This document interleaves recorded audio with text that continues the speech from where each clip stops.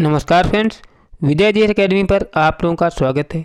साथियों, आज मैं आप लोगों को भारतीय संविधान इंडियन पॉलिटी के 60 प्लस महत्वपूर्ण क्वेश्चंस कराने जा रहा हूं।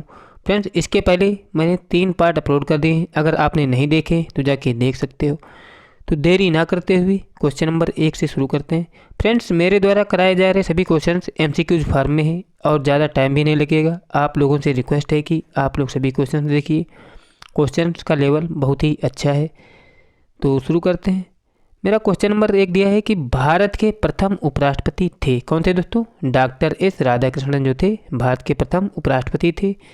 इसके बाद अगला क्वेश्चन दिया है कि भारतीय संविधान का कौन सा अनुच्छेद राष्ट्रपति को उच्चतम न्यायालय से परामर्श करने की शक्ति प्रदान करता है? कौन सा अनुच्छेद होता है दोस्तों? ये होता है अनुच्छेद 143। इसके बाद हमारा अगला क्वेश्चन दिया है कि राष्ट्रपति पद के चुनाव संबंधी विवाद को किसे निर्देशित किया जाता है? किसे निर्देशित किया जाता है? उच्चतम न्यायालय को निर्देशित किया जाता है राष्ट्रपति पद के चुनाव संबंधी विवाद को। अगला क्वेश्चन है कि भारत के राष्ट्रपति बनने के लिए किसी व्यक्ति की आयु पूर्ण होनी चाहिए। कितनी होनी चाहिए दोस्तों? 35 वर्ष पूर्ण होनी चाहिए। इसके बाद अगला क्वेश्चन दिया है कि भारतीय संविधान के अनुसार देश का प्रथम नागरिक कौन होता है? कौन होता है दोस्तों? जो राष्ट्रपति होता है वो देश का प्रथम नागरिक होता है। इसके बाद अगला क्वेश्चन है कि भारतीय सशस्त्र सेनाओं का सर्वोच्च कमांडर कौन होता है? कौन होता है दोस्तों? राष्ट्रपति जो होता है तीनों सेनाओं का कमांडर होता है। इसके बाद अगला क्वेश्चन दिया है कि संघ की कार्यपालिका शक्ति निहित होती है। किसमें निहित होती है दोस्तों? ये होती है राष्ट्रपति में, संघ की कार्यपालिका शक्ति। इसके बाद अगला क्वेश्चन है कि संसद के 2 सत्रों के बीच अधिकतम कितना अंतराल दिया जा सकता है? कितना? 6 महीने का अंतराल दिया जा सकता है संसद के 2 सत्रों के बीच में। अगला क्वेश्चन है कि भारतीय संसद में शामिल है। भारतीय संसद में शामिल है। कौन शामिल है दोस्तों? लोकसभा है, राज्यसभा है और राष्ट्रपति। दोस्तों, जो संसद होता है लोकसभा, राज्यसभा एवं राष्ट्रपति से मिलकर बना होता है। इसके बाद अगला क्वेश्चन है कि भारत के संविधान के अनुसार, दोस्तों ये क्वेश्चन अधूरा है, अगला क्वेश्चन देख लेते हैं। अगला क्वेश्चन है कि भारत के प्रत्येक नागरिक का कर्तव्य होगा कि प्राकृतिक पर्यावरण का संरक्षण एवं सुधार उपरोक्त कथन संविधान के किस अनुच्छेद में संदर्भित है? पर्यावरण संबंधित संरक्षण दोस्तों किस में? अनुच्छेद 48A में है। इसके बाद हमारा अगला क्वेश्चन है कि समान कार्य के लिए समान वेतन भारत के संविधान में सुनिश्चित किया गया है। किसमें दोस्तों? ये सुनिश्चित किया गया है राज्य के नीति निर्देशक सिद्धांत में। दोस्तों क्या किया गया है? सुनिश्चित किया गया है कि समान कार्य के लिए समान वेतन। अगला क्वेश्चन है कि संविधान में राज्य के नीति निर्देशक तत्वों को शामिल करने के पीछे क्या उद्देश्य है? क्या उद्देश्य होता है दोस्तों? सामाजिक आर्थिक लोकतंत्र की स्थापना जो होता है राज्य के नीति निर्देशक तत्वों को शामिल करने के पीछे उद्देश्य होता है। इसके बाद अगला क्वेश्चन है कि भारतीय संविधान के क्या है? भारतीय संविधान के किस अनुच्छेद में राज्य के नीति निर्देशक तत्वों का उल्लेख है? किसमें दोस्तों? अनुच्छेद 36 से 51 तक जो है राज्य के नीति निर्देशक तत्वों का उल्लेख किया गया है। अगला क्वेश्चन है कि भारतीय संविधान के अनुसार संपत्ति का अधिकार क्या है? क्या होता है दोस्तों? ये एक विधिक अधिकार होता है, संपत्ति का अधिकार। इसके बाद अगला क्वेश्चन दिया है कि स्वतंत्रता का अधिकार संविधान के किन अनुच्छेदों में वर्णित है? स्वतंत्रता का अधिकार जो होता है दोस्तों ये अनुच्छेद 19 से लेकर 22 तक वर्णित किया गया है। इसके बाद अगला क्वेश्चन दिया है कि भारतीय संविधान का कौन सा अनुच्छेद छुआछूत उन्मूलन से संबंधित है? कौन सा दोस्तों? अनुच्छेद 17 जो होता है ये छुआछूत उन्मूलन से संबंधित होता है। इसके बाद हमारा अगला क्वेश्चन है कि भारतीय संविधान के अंतर्गत मूल अधिकारों का संरक्षक कौन होता है? कौन होता है दोस्तों? जो न्यायपालिका होती है दोस्तों ये मूल अधिकारों का संरक्षक होता है। इसके बाद हमारा अगला क्वेश्चन दिया है कि मौलिक अधिकारों का निलंबन कौन कर सकता है? मौलिक अधिकारों का निलंबन करता है दोस्तों राष्ट्रपति जो होता है ये मौलिक अधिकारों का निलंबन कर सकता है। इसके बाद हमारा अगला क्वेश्चन दिया है कि संविधान के किस अनुच्छेद में प्रेस की स्वतंत्रता वर्णित है? किसमें वर्णित है दोस्तों? अनुच्छेद 19 का में जो है प्रेस की स्वतंत्रता वर्णित है। इसके बाद अगला क्वेश्चन है कि संविधान का उल्लेख अनुच्छेद 370 किस राज्य में लागू होता है? दोस्तों अब जो है पहले जम्मू कश्मीर में लागू हुआ करता था, लेकिन अब अनुच्छेद 370 के कुछ पार्ट हटा दिए गए हैं। अगला क्वेश्चन है कि किस देश में दोहरी नागरिकता का प्रावधान है। किस देश में दोस्तों? जो अमेरिका है दोस्तों, इसमें दोहरी नागरिकता का प्रावधान है। अपने यहाँ कैसी है? अपने यहाँ सिंगल नागरिकता है। अगला क्वेश्चन है कि संविधान का कौन सा अनुच्छेद वोट देने का अधिकार देता है। कौन सा अनुच्छेद दोस्तों? अनुच्छेद 326 जो होता है ये वोट देने का अधिकार सुनिश्चित करता है। अगला क्वेश्चन है कि सबसे ज़्यादा समय के लिए प्रधानमंत्री पद पर कौन रहे। कौन रहे दोस्तों? पंडित जवाहरलाल नेहरू जो हैं सबसे लंबे कार्यकाल तक भारत के प्रधानमंत्री के पद पर रहे हैं। अगला क्वेश्चन है कि राष्ट्रपति राज्यसभा में कितने सदस्यों को मनोनीत करता है। कितने दोस्तों? 12 सदस्यों को मनोनीत करता है राष्ट्रपति राज्यसभा के सदस्यों को। अगला क्वेश्चन दिया है कि अनुच्छेद 14 में कानून की समानता का अधिकार कहाँ से लिया गया है। कहाँ से लिया गया दोस्तों? कानून की समानता का अधिकार ये लिया गया दोस्तों ब्रिटेन से। इसके बाद हमारा अगला क्वेश्चन दिया है कि संविधान के किस भाग में नीति निर्देशक सिद्धांत वर्णित हैं। किसमें दोस्तों?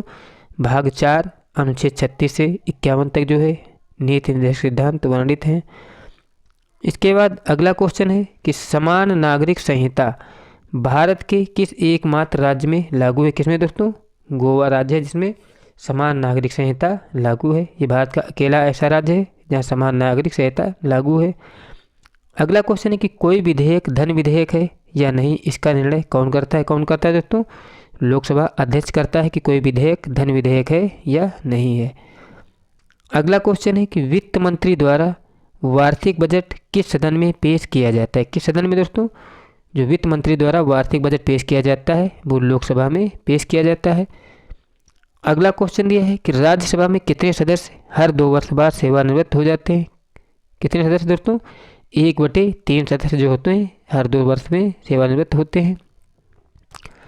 अगला क्वेश्चन है कि भारत के संविधान में मौलिक अधिकार मूल संविधान का हिस्सा था। अगर पूछा जाए कि भारत में जो मूल अधिकार दोस्तों क्या ये मूल संविधान के हिस्सा थे, याद रख सकते हो। इसके बाद अगला क्वेश्चन है कि प्रथम भाषाई राज्य किसे बनाया गया था। मतलब भाषा के आधार पर पहला राज्य कौन सा बनाया गया था दोस्तों? आंध्र प्रदेश जो है भाषा के आधार पर बनाया गया पहला राज्य था। अगला क्वेश्चन है कि भारतीय संघ में कितने राज्य हैं। अब दोस्तों 29 नहीं है, कितने दोस्तों? वर्तमान में देखा जाए तो 28 राज्य हैं।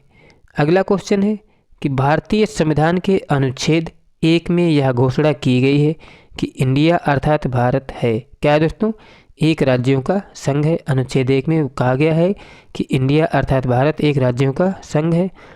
इसके बाद अगला क्वेश्चन है कि भारतीय संविधान के किस अनुच्छेद में अनुसूचित जातियों जनजातियों के लिए आरक्षण का प्रावधान किया गया है। किस अनुच्छेद में दोस्तों?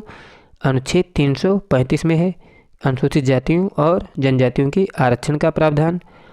इसके बाद अगला क्वेश्चन है कि किसी राज्य में विधान परिषद की स्थापना और समाप्ति का प्रावधान भारतीय संविधान के किस अनुच्छेद में दोस्तों? यह है अनुच्छेद 169 में विधान परिषद की स्थापना और समाप्ति का प्रावधान। इसके बाद अगला क्वेश्चन है कि भारतीय संविधान सभा के प्रथम दिन के अधिवेशन की अध्यक्षता किसने की थी। घुमा दिया क्वेश्चन दोस्तों, डॉक्टर सच्चिदानंद सिन्हा ने। अगर पूछा जाए संविधान सभा के अस्थायी अध्यक्ष कौन थे दोस्तों? वो भी सच्चिदानंद सिन्हा ही थे। इन्होंने ही पहले दिन की अध्यक्षता की थी। अगला क्वेश्चन है कि भारत के संविधान का निम्नलिखित में से कौन सा अनुच्छेद अस्पष्टता का उन्मूलन से संबंधित है तथा किसी भी रूप में इसके क्या है आचरण का निषेध करता है। किसमें दोस्तों? अनुच्छेद 17 जो है अस्पष्टता का उन्मूलन करता है। अगला क्वेश्चन है कि भारतीय संविधान में समानता का अधिकार 5 अनुच्छेद द्वारा प्रदान किया गया, वह कौन है दोस्तों? वह दोस्तों अनुच्छेद 14 से 18 तक है। इसमें समानता के अधिकार को 5 अनुच्छेदों में प्रदान किया गया है। अगला क्वेश्चन है कि वर्तमान समय में भारतीय संविधान में गणना की दृष्टि से कुल कितने अनुच्छेद और अनुसूचियाँ हैं। कितनी दोस्तों? 395 अनुच्छेद हैं और 12 अनुसूचियाँ हैं वर्तमान में देखा जाए। अगला क्वेश्चन है कि संविधान के किस भाग में संविधान संशोधन की प्रक्रिया का उल्लेख है। किसमें दोस्तों? जो भाग 20 है दोस्तों, इसमें क्या है? संविधान संशोधन की प्रक्रिया का उल्लेख है। अगला क्वेश्चन है कि भारतीय नागरिकों के मूल कर्तव्यों का विवरण संविधान के किस भाग में दिया गया है। किसमें दिया गया दोस्तों? भाग 4 का में दोस्तों भारत नागरिकों के मूल कर्तव्यों का विवरण दिया गया है। अगला क्वेश्चन है कि भारत के राष्ट्रपति किसकी अनुशंसा पर लोकसभा को भंग कर सकते हैं? किसकी सलाह पर?